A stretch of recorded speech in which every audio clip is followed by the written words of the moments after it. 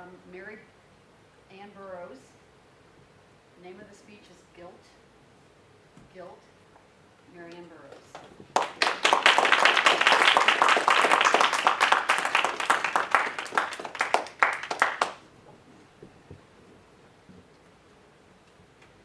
Hello, Toastmasters, and welcome guests. Guilt. How many of you have ever felt guilty? Most of us have. But I ask you, when do you feel guilty? Is it in the morning, the afternoon, or the evening? Now, guilt is a very strange entity. You can't see it, or hold it, or smell it, or taste it, but you sure can feel it, right? And you can feel guilty for something you did or something you didn't do, for something you thought about doing or something you forgot about doing, or something you wished you'd have done or something you wished you hadn't done. And some people just feel guilty because they feel guilty. Now, there's lots of ways that guilt is associated with other words. There's guilt laden. It makes me think of being a mound of mashed potatoes and somebody comes along with a big, huge ladle full of guilt. And they just pour it all over you and it just drips off. Isn't that how guilt feels sometimes? Or guilty party. When was the last time you got an invitation that said, "Dear George, you're invited to a party for guilt. We're going to celebrate." 6 o'clock on Saturday night. Come on down. Now, there's a long list of ways that we can feel guilty.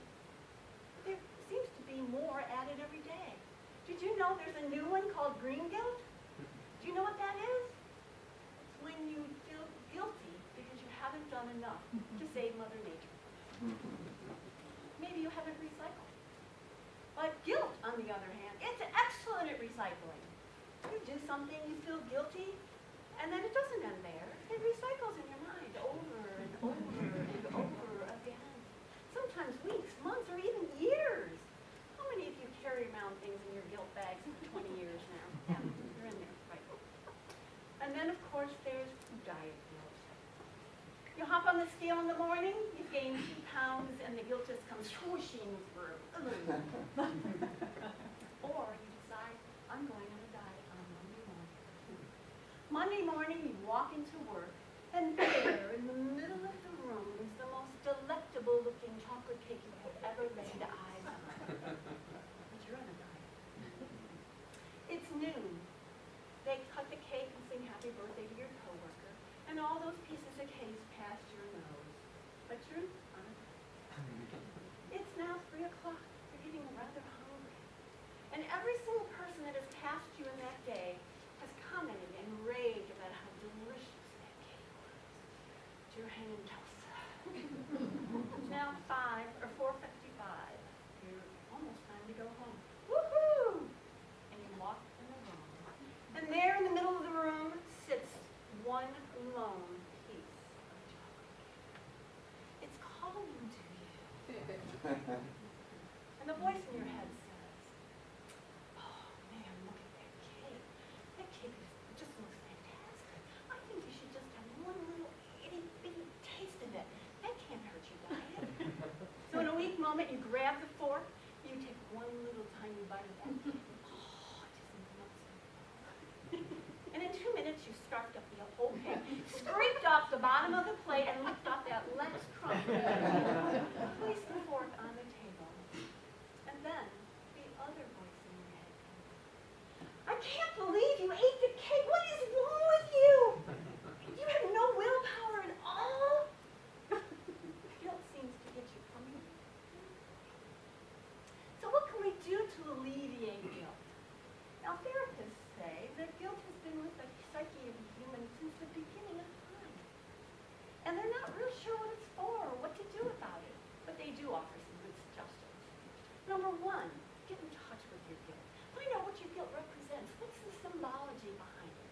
One therapist suggested that you have a cup of tea with your guilt. Pour yourself a cup of tea, sit at the table, and imagine guilt sitting across the table from you. Now, we all know that guilt has many voices, right? can sound like your mother or your father, your kids or your spouse or your friends. But what would the face of guilt look like to you? Would it be ugly? Would it be scary? Or maybe it would be a clown face, laughing its head off at us for all the time and energy we put into thinking about our guilt.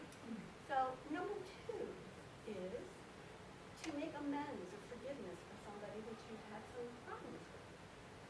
How many of you have ever carried around something in your guilt bag for 20-some years, and then one day you say, I'm going to go ask for forgiveness for my friend. And you present this to your friend, and they don't even know what you're talking about. They don't even remember the incident. And you've been carrying it around for 20 years. Now, some people believe that you should have a little bit of healthy guilt. And my question is, how do you make your guilt healthy? Do you give it vitamins? Do you have it exercise? Or does it drink fruit smoothies? Now, number 3 is to let it go. And remember, you're human. You're not perfect. Well, if they had told me that a long time ago, I wouldn't have had so much guilt in my bag. I would like to leave you with 2 final things. Number 1, guilt spelled backwards is tulug.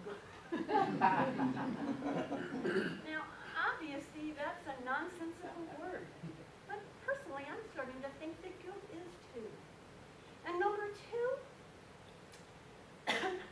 I think we're going about this totally the wrong way. Instead of going on a diet from that chocolate cake, I think we should go on a diet from our guilt. The next time guilt climbs up on your plate, simply say, no thank you, I'm on a diet.